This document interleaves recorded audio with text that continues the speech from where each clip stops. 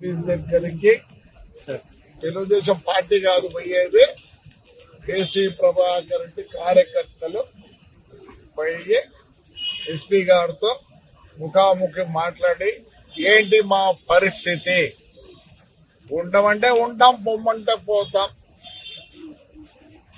ఏమీ లేను 5 ఏళ్ళు 420 సెక్షన్ జైలు పంపించిన 96 రోజులు నన్ను నాకు కొడుతుంది. ఎందుకు పోలీసు ఇలా ఉంది? సోమవారం ఎస్పీ ఆఫీస్ ముందర మేము రిక్వెస్ట్ చేస్తాను, మాకు ఆ రోజుకి చెప్పాలి.